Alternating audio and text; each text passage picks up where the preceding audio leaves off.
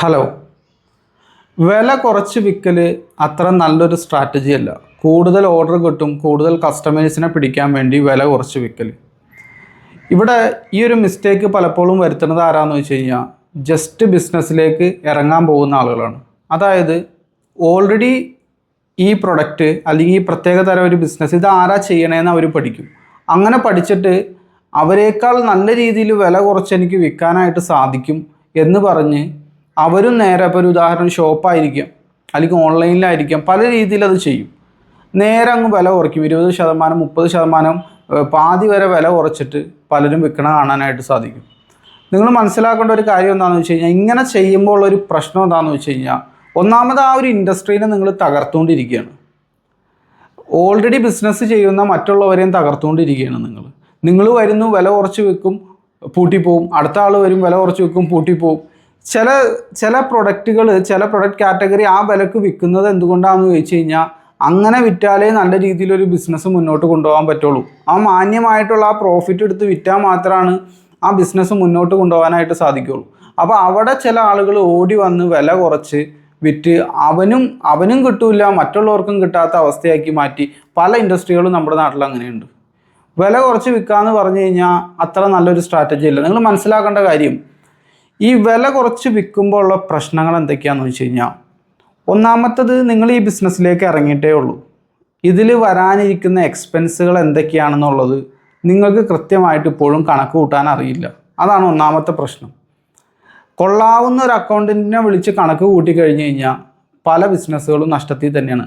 5-ന് വാങ്ങുന്നു, അത് 10-ന് വിൽക്കുന്നു. 5-ന് വാങ്ങുന്ന 6-ന് കൊടുക്കാൻ പോവുകയാണ്. എനിക്ക് 1 രൂപ ലാഭം മതി. ഒരുപാട് പേര് വരാൻ നേരത്തെ എനിക്കത് ഒരുപാട് കിട്ടുമല്ലോ. അങ്ങനെ നോക്കിയിട്ടാണ് പലരും ചെയ്യണത്. കാരണം നമുക്ക് മറ്റ് പല എക്സ്പെൻസുകളും ഉണ്ട്. ഈ പ്രൈസിങ് എന്ന് പറഞ്ഞു കഴിഞ്ഞാൽ ബിസിനസ്സിലെ വലിയൊരു സബ്ജക്റ്റാണ്, പഠിക്കേണ്ട ഒരു സബ്ജക്റ്റ് തന്നെയാണ് പ്രൈസിങ് എന്ന് പറഞ്ഞു കഴിഞ്ഞാൽ. ഈ വില നമ്മൾ ഒരു സ്റ്റാൻഡേർഡ് റേറ്റ് ഒരു മാർക്കറ്റിൽ ഉണ്ടെങ്കിൽ അതിനേക്കാളൊക്കെ ഒരുപാട് താത്തി സെല്ല് ചെയ്ത് കഴിഞ്ഞാൽ പല പ്രശ്നങ്ങളുണ്ട്. ഇത് പറയുമ്പോൾ ചിലരെങ്കിലും വാദിക്കണ ഒരു വാദം എന്താണെന്ന് വെച്ച് കഴിഞ്ഞാൽ, ജിയോ ചെയ്തില്ലേ എന്നൊക്കെയാണ് പലരും ചോദിക്കുന്നത്. അതായത് ഇപ്പോൾ ജിയോ സിമ്മ് വന്നപ്പോൾ എല്ലാവരെയും അണ്ടർ കട്ട് ചെയ്തു. നിങ്ങൾ അംബാനി ആണെങ്കിൽ നിങ്ങൾ ചെയ്തോ. നിങ്ങൾ സാധാ ഒരു ബിസിനസ്സുകാരനാണ്, ജസ്റ്റ് ബിസിനസ്സിലേക്ക് ഇറങ്ങണുള്ളൂ. ബിസിനസ്സിൻ്റെ എക്സ്പെൻസുകൾ എന്തൊക്കെയാണ്, എവിടെയൊക്കെയാണ് നമുക്ക് കാശ് ചിലവ് വന്നത്, റെൻറ്റ് വന്നുണ്ട്, അതേപോലെ എംപ്ലോയിനെ ഹയർ ചെയ്യണം. ഇനിയിപ്പോൾ നിങ്ങൾ 1 മാൻ ഷോ ബിസിനസ് ആണെങ്കിൽ തന്നെ നാളെ ഒരു എംപ്ലോയിനെ ഹയർ ചെയ്യണമല്ലോ. നിങ്ങൾക്ക് ആ പൊസിഷനിൽ നിന്നൊന്ന് മാറി നിൽക്കണമല്ലോ. വേണ്ട, നിങ്ങൾക്കൊരു 6 മാസം ആക്സിഡൻറ്റ് സംഭവിച്ചു, എന്തെങ്കിലും ആക്സിഡൻറ്റ് സംഭവിച്ചു, 6 മാസത്തേക്ക് കിടക്കേണ്ട ഒരു അവസ്ഥ വന്നു. ആ സ്ഥാനത്തേക്ക് ആരെങ്കിലും നിൽക്കണമല്ലോ. ഒന്നല്ലെങ്കിൽ കൊള്ളാവുന്ന ഒരുത്തനെ ഹയർ ചെയ്യണം, അല്ലെങ്കിൽ നിങ്ങളുടെ ഫാമിലി മെമ്പറെ ആരെങ്കിലും ഹയർ ചെയ്യണം. അപ്പോഴും എക്സ്പെൻസ് വരെയുള്ള അവർക്കും സാലറി കൊടുക്കണമല്ലോ. അപ്പോൾ ഈ പറഞ്ഞ പ്രോഫിറ്റുകളൊന്നും നിങ്ങൾ ബിസിനസ് തുടങ്ങിയ സമയത്ത് കണക്ക് കൂട്ടിയ പ്രോഫിറ്റുകളൊന്നും ഇതിലേക്ക് ഇറങ്ങി കഴിയാൻ നേരത്ത് ഉണ്ടാവില്ല. അതുകൊണ്ടാണ് ഓൾറെഡി ആ ബിസിനസ് ചെയ്യുന്നവർ ഈ വിലക്ക് വിൽക്കുന്നത്. മനസ്സിലായില്ലേ? അല്ലാതെ നിങ്ങൾക്ക് കിട്ടുന്നതിനേക്കാളും വില കുറച്ച് അവർക്ക് വേണമെങ്കിൽ കിട്ടും, അല്ലെങ്കിൽ ആ വിലയിൽ കിട്ടുമ്പോൾ തന്നെ അവരെന്തുകൊണ്ട് വില കുറയ്ക്കലാന്ന് വെച്ച് കഴിഞ്ഞാൽ അങ്ങനെ വിറ്റാലാണ് ലാഭം ഉണ്ടാവുള്ളൂ. അതുകൊണ്ടാണ് അവരതിൽ എക്സ്പീരിയൻസ് ഉള്ളതുകൊണ്ടാണ് വില കുറയ്ക്കാത്തത്.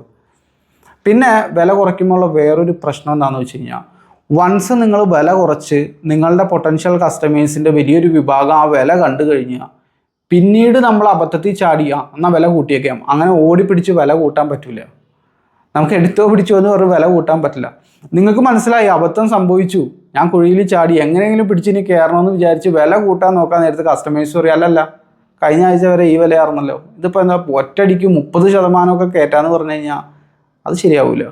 അപ്പോൾ കസ്റ്റമറായിട്ട് ക്ലാഷ് വരും. ഇതാണ് പ്രശ്നം. നമുക്ക് വില കുറയ്ക്കണ പോലെ അത്ര എളുപ്പമല്ല വില കൂട്ടുക എന്ന് പറഞ്ഞു കഴിഞ്ഞാൽ.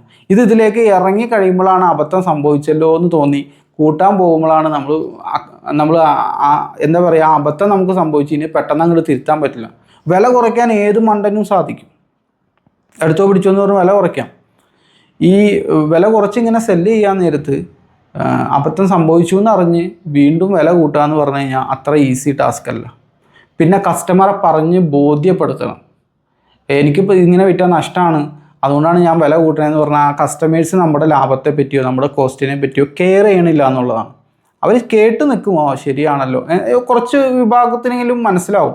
അവർ യഥാർത്ഥത്തിൽ കെയർ ചെയ്യണ ഒരു കാര്യം എന്താണെന്ന് വെച്ച് കഴിഞ്ഞാൽ, ഇതിൻ്റെ വാല്യൂ എന്തോരം ഉണ്ടെന്ന് നോക്കിയിട്ടാണ്. ഓക്കെ, ഇത്ര നാൾ 100 രൂപക്ക് കിട്ടിയത് പെട്ടെന്ന് 150 ആക്കി, എന്താ കാരണം എന്ന് ചോദിച്ചു കഴിഞ്ഞാൽ എന്തെങ്കിലും പ്രത്യേക ഒരു വാല്യൂ അതിലേക്ക് നമ്മൾ ആഡ് ചെയ്യണം. അങ്ങനെ ആഡ് ചെയ്യാൻ നിങ്ങൾക്ക് സാധിച്ചില്ല, എക്സാക്റ്റ് സെയിം സാധനം തന്നെയാണ് നിങ്ങൾ വിൽക്കണമെങ്കിൽ ആ പ്രൈസിനെ ജസ്റ്റിഫൈ ചെയ്യാൻ നിങ്ങൾക്ക് സാധിക്കില്ല. അങ്ങനെ സാധിക്കാതെ വന്നു കഴിഞ്ഞാൽ ഒരു വിഭാഗം കസ്റ്റമേഴ്സ് നിങ്ങളുടെ അടുത്ത് നിന്ന് ഓടിപ്പോവും.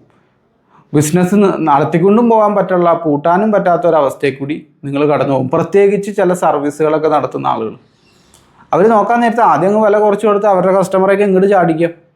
അവർ ചാടി വരും. നിങ്ങളെ അട്രാക്ട് ചെയ്തുകൊണ്ട് തന്നെ കസ്റ്റമേഴ്സ് ആരാന്നറിയോ? മാർക്കറ്റിലെ ലോ ക്വാളിറ്റി കസ്റ്റമേഴ്സാണ്. അവർ എന്ന് നിങ്ങളെപ്പോലെ വേറൊരാൾ വില കുറച്ച് വിൽക്കാൻ സ്റ്റാർട്ട് ചെയ്യണോ അന്ന് അവരുടെ അടുത്തേക്ക് ആ കസ്റ്റമർ പോകും. കാരണം നിങ്ങൾ വേറൊരുത്തിൻ്റെ അടുത്ത് നിന്ന് ചാടിച്ചുകൊണ്ട് വന്നേക്കുന്ന കസ്റ്റമറാണിത്. നിങ്ങൾ വിലക്കുറവ് കാണിച്ച് അട്രാക്ട് ചെയ്ത് മാടി വിളിച്ചതാണ്. ഇതേപോലെ തന്നെ നിങ്ങളെപ്പോലെ തന്നെ വേറൊരാളും ആ മാർക്കറ്റിലേക്ക് വരൂല എന്താണ് ഉറപ്പ്? നിങ്ങളാണ് ഏറ്റവും അവസാനത്തെ ആളെന്ന് പറയാൻ പറ്റുമോ? ഇല്ല. മാർക്കറ്റിലേക്ക് പുതിയ പ്ലെയേഴ്സ് എൻ്റർ ചെയ്തുകൊണ്ടിരിക്കും, എക്സാക്റ്റ് സെയിം സ്ട്രാറ്റജി യൂസ് ചെയ്തിട്ട് തന്നെ. എന്താണ് ആ സ്ട്രാറ്റജി? വില കുറച്ച് വിൽക്കുക എന്നുള്ളത്. മാന്യമായിട്ടുള്ള ലാഭം എടുത്തിട്ട് നിങ്ങൾ ബിസിനസ് കണ്ടിന്യൂസ് ആയിട്ട് പോവുക.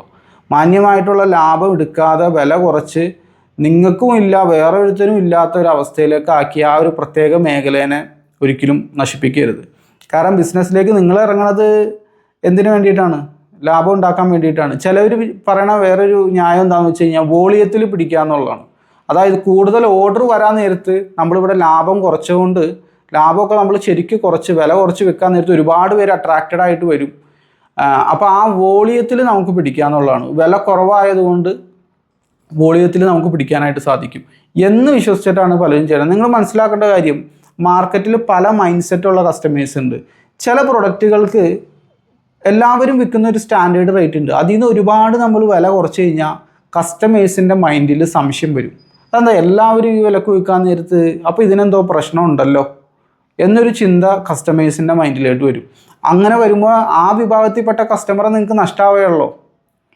എന്നാൽ ആ സ്റ്റാൻഡേർഡ് പ്രൈസ് നിങ്ങൾ കീപ്പ് ചെയ്യുകയാണെങ്കിൽ അവർ ആ കാശ് ഒന്ന് വാങ്ങിക്കും. അപ്പോൾ ആ സ്റ്റാൻഡേർഡ് പ്രൈസ് കീപ്പ് ചെയ്യുമ്പോഴുള്ള ഗുണം എന്താണെന്ന് വെച്ച് കഴിഞ്ഞാൽ നിങ്ങൾക്ക് ലാഭം കിട്ടുകയാണ്.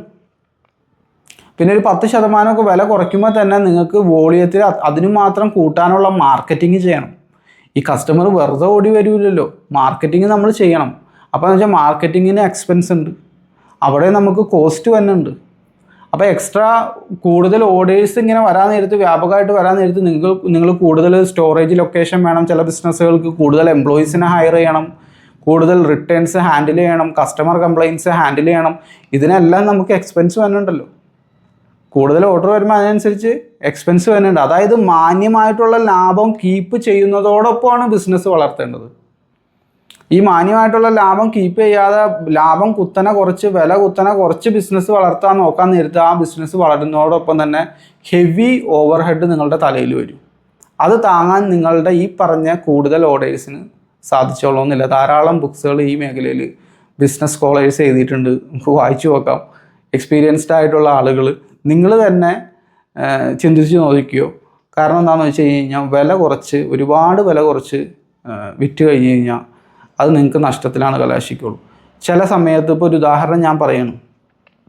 1000 രൂപയുടെ പ്രൊഡക്റ്റ്, 1000 രൂപയുടെ പ്രൊഡക്റ്റ് നിങ്ങൾക്ക് സാധാരണ അതിന് ഡെയിലി 10 ഓർഡർ ഉണ്ടെന്ന് വിചാരിക്കുക, 10,000 രൂപ കിട്ടുകയാണ്. ഈ സംഗതി ഓർഡർ കൂട്ടാൻ വേണ്ടി നിങ്ങൾ വില കുറച്ചു, 1000 നിന്ന് അതിനെ 800 കുറച്ചു. ഇങ്ങനെ 800 ആക്കുമ്പോഴും നിങ്ങൾക്ക് ആ പഴയ 10 ഓർഡർ തന്നെയുള്ളൂ.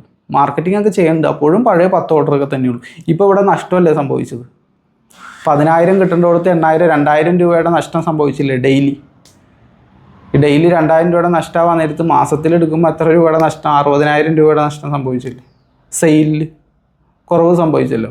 അപ്പോൾ ഇതൊക്കെയാണ് നമ്മൾ മനസ്സിലാക്കേണ്ട കാര്യം. നമ്മളൊരു ഒരു പ്രൊഡക്റ്റിന് ഒരു പ്രത്യേക പ്രൈസ് റേഞ്ച് ഉണ്ടെങ്കിൽ ആ റേഞ്ചിൻ്റെ അകത്ത് തന്നെ നിൽക്കാൻ നോക്കാം.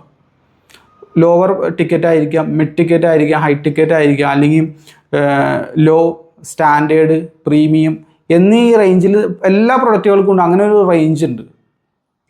ആ റേഞ്ചിൻ്റെ അകത്ത് നിന്നിട്ട് തന്നെ നിങ്ങൾ സെല് ചെയ്യാനായിട്ട് നോക്കുക. ഒരുപാട് വില കുറച്ച് ആ റേഞ്ചിൽ നിന്ന് പുറത്ത് ചാടാൻ നേരത്ത് പല പ്രശ്നങ്ങളുണ്ട്. ഒരു വിഭാഗം കസ്റ്റമേഴ്സ് എന്തായാലും നിങ്ങളുടെ അടുത്തൊന്നും വാങ്ങിക്കില്ല. അതിൻ്റെ കാരണം എന്താണെന്ന് വെച്ച് കഴിഞ്ഞാൽ സ്റ്റാൻഡേർഡ് പ്രൈസിനൊക്കെ ഒരുപാട് താഴെ കിടക്കണേ.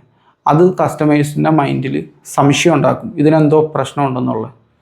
അപ്പോൾ നിങ്ങളൊരു ബ്രാൻഡായിട്ട് മാറാനൊക്കെ ആഗ്രഹിക്കുന്ന ആളുകൾ ശ്രദ്ധിക്കേണ്ടത് എന്താണെന്ന് വെച്ച് കഴിഞ്ഞാൽ ആ സ്റ്റാൻഡേർഡ് പ്രൈസ് തന്നെ കീപ്പ് ചെയ്യുക. അല്ലെങ്കിൽ പ്രോഫിറ്റ് ഒരുപാട് കുറഞ്ഞു പോകും. പ്രോഫിറ്റ് ഇല്ലെങ്കിൽ വലിയ നഷ്ടം നമുക്ക് സംഭവിക്കും. ബിസിനസ് വളർത്താൻ പറ്റില്ല. നഷ്ടം എവിടെ സംഭവിക്കണമെന്ന് വെച്ച് കഴിഞ്ഞാൽ കൂടുതൽ ഓർഡർ വരാൻ നേരത്ത് അതിനനുസരിച്ച് ഓവർ ഹെഡുകൾ വരും. ഓവർ ഹെഡുകൾ അങ്ങനെ വരാൻ നേരത്ത് നമ്മുടെ കിട്ടുന്ന പ്രോഫിറ്റിൽ നിന്ന് വീണ്ടും കുറയ്ക്കേണ്ടതായിട്ട് വരും. ഇങ്ങനെ ഒരുപാട് വില കുറച്ച് വിൽക്കാൻ നേരത്ത് കുറയ്ക്കാൻ ഭാഗത്തിന് ഒന്നും ഉണ്ടാവില്ല. അപ്പോൾ ഇനി കുറയ്ക്കണമെങ്കിൽ പിന്നെ മുതലിൽ നിന്ന് കുറയ്ക്കേണ്ടി വരും. അപ്പോൾ നെഗറ്റീവിലോട്ട് പോകും. അപ്പോൾ ഇതൊക്കെയാണ് പ്രശ്നം. അപ്പോൾ മാന്യമായിട്ടുള്ള ലാഭം എടുത്തിട്ട് തന്നെ നിങ്ങൾ സെല്ല് ചെയ്യാനായിട്ട് നോക്കുക. ലാഭമില്ലാത്ത പ്രൊഡക്റ്റുകൾ വിറ്റിട്ട് യാതൊരു കാര്യമില്ല, അതൊക്കെ എടുത്ത് ഒഴിവാക്കുക. അപ്പോൾ ഇതുപോലുള്ള ബിസിനസ് വിശേഷങ്ങളുമായിട്ട് നമുക്ക് വീണ്ടും കാണാം. Thank you for watching.